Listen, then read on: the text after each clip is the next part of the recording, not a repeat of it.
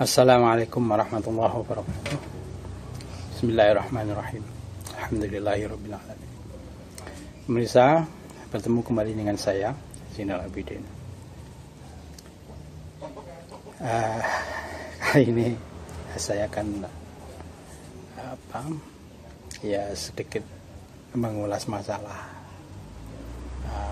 amal yang ikhlas ya. Ikhlas itu macam apa? Karena pada umumnya bahwa ikhlas yang menurut Allah itu katanya ya, itu definisinya adalah orang yang tidak mengharapkan sesuatu, katanya semacam itu. Ya. Tapi apakah benar seperti itu? Ya. Kalau menurut saya, keikhlasan sebagaimana dalam ajaran Al-Quran semacam itu tidak seperti itu menurut saya ya. Tidak mengharap sesuatu misalnya. Apa? Sebab itu bertentangan dengan akhidah manusia. Sebab pada dasarnya manusia itu selalu punya pamrih, selalu mengharap semacam itu ya. Misalkan sampean mau berpuasa, mau sholat, mau zakat semacam itu, karena ya mengharap akan nanti di akhirat kelak menjadi hidupnya masuk surga dan tidak masuk neraka semacam itu. Jelas itu juga pengharapan. Oleh karena itu ikhlas menurut saya ya. Kalau menurut saya itu keikhlasan itu dimana definisinya menurut saya adalah ikhlas itu adalah dimana perbuatan atau amal tersebut menjadikan rasa berat pada nafsu sampean, macam itu ya. Sehingga itulah yang disebut ikhlas menurut saya. Contoh, kalau sampean taruhlah di rumah sampean ada pengamen ya, ada pengemis yang masih muda misalkan ya. Sampean akan memberikan uang receh 1000-an saja. Sampean maunya ini sambil apa ya istilahnya, sambil menyakiti, sambil mengejek misalkan. Saatnya sampean memberikan uang receh itu, sampean sambil mengomentari masih muda, tidak mau kerja ya, semacam itu ya. Itulah yang dinamakan amal yang itu jelas tidak ikhlas macam itu ya. Dalam Al-Quran sudah dijelaskan, janganlah kamu memberi itu sambil menyakiti hati orang yang diberi itu ya. Istilah Jawanya itu nyelatu semacam itu ya. Sehingga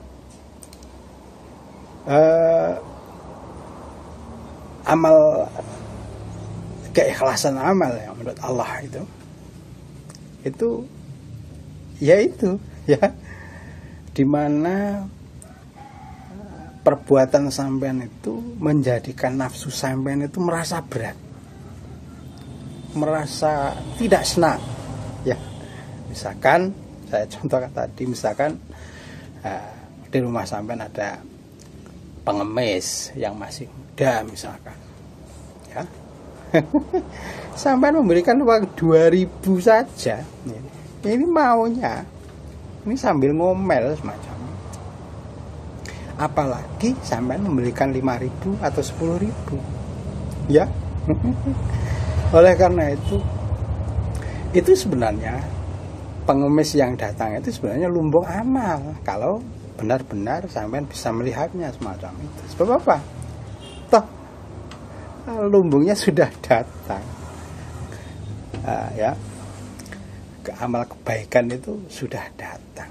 Sama tidak perlu menciptakan, tinggal memberi saja sama sudah kalau benar sampean memberikan dengan ikhlas, tentu akan menjadikan amal kelak di akhirat nanti ya. Bahkan hanya dengan nominal yang receh semacam itu. Oleh karena itu, karena ya pada dasarnya memberikan pada orang pengemis yang masih muda, pengamen itu sangat menyebalkan semacam itu. Tetapi jika sampean melihat bahwa pengemis yang masih muda itu atau pengamen yang masih muda itu yang mendatangkannya kan bagaimana juga kan tetap Allah. Kalau sampean memandang Allah bahwa Allah memberikan lumbung kebaikan ya terhadap sampean dengan mendatangkannya pengemis atau pengamen yang masih muda ini, jika sampean tidak istilah Jawanya tidak nyelatu ya, memberikan dengan memaksa, memberikan uang yang tidak seberapa itu akan bernilai berlipat ganda menurut Allah. Karena tanpa memandang bahwa yang mendatangkan pengemis atau pengamen itu Allah, sampean tentu tidak akan memberikannya sedekah itu ya. Oleh karena itu dengan memberikan syukur-syukur kalau memberikannya agak lebih, misalkan ya sampean hanya mempunyai uang 100.000 misalkan, mampu memberikan pengemis yang masih muda itu 5.000 misalkan, ini sangat menyebalkan ya. Tetapi jika sampean memandang kedatangan yang mendatangkan pengemis, pengamen itu Allah, tentu nafsu sampean tekan dan sampean merelakan sebagian uang sampean untuk pengamen atau pengemis yang masih muda itu. Tentu ini sangatlah sulit dilakukan ya, walaupun hanya sepele, uang 5.000 misalkan ya. Ini tapi sangat sulit karena sampai maunya ini kalau memberi pengamen yang masih muda atau pengemis yang muda tentu akan sambil ngomel-ngomel semacam itu ya. Inilah yang menyebabkan amal ini tidak ikhlas macam. Oleh karena itu, saya sangat meyakini keikhlasan yang menurut Allah itu adalah di mana amal perbuatan sampean itu yang menyebabkan rasa nafsu sampean ini berat macam itu ya. Oleh karena itu, sedekah amal di musola, di masjid misalkan, yang receh misalkan yang 1.000, 2.000 sampai 5.000 ini sebenarnya kalau menurut saya bukanlah sesuatu amal sebenarnya. Kenapa ya? Karena uang 2.000, 5.000 jika ini jatuh, ini sampai sudah tidak merasa eman semacam itu. Nafsu sampai tidak merasa eman macam itu. Oleh karena itu saya sangat meyakini jika amal-amal ibadah yang bernilaikan ikhlas menurut Allah, tentu amal-amal perbuatan yang di situ nafsu sampean itu merasa berat jika melakukannya itu ya, melakukan perbuatan itu merasa berat, misalkan sampean, ini saya berikan contoh yang semacam tadi ya, macam itu. Begitu pula dengan memandang ya, pemerintah saat ini, mungkin dari pandangan sampean bahwa Pak Jokowi ini tidak sesuai dengan kriteria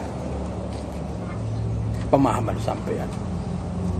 Tapi itulah yang dipilihkan Allah terhadap sampean yang membawakan keadilan dan kemakmuran itu. Ini sangat sulit memang.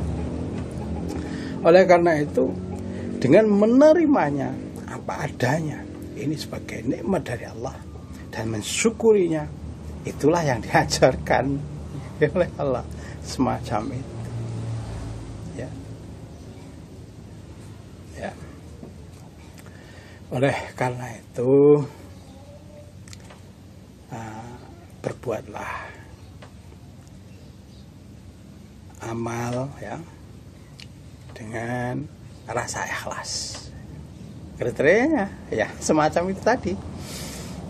Perbuatan yang di situ menyebabkan nafsu sampean ini merasa berat. Ya. Inilah karena kalau menurut nafsu sampean tentu tidak akan memberi. Ya. Atau tidak akan melakukan perbuatan itu. Kenapa? Karena dipandang dari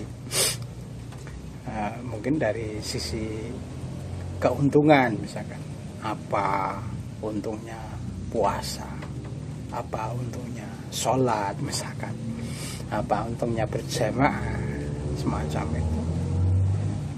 Tentu ini tidak ada kelihatan untungnya.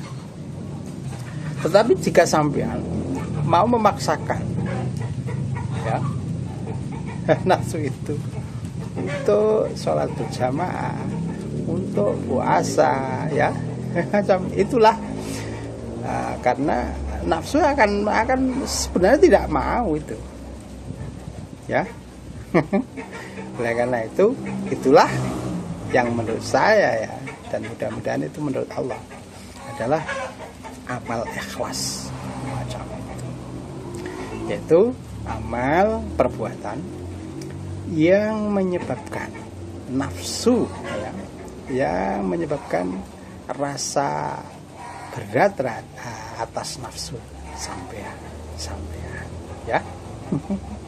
Itulah definisi ikhlas, mudah-mudahan menurut Allah ya benar adanya. Demikian. Assalamualaikum warahmatullahi wabarakatuh.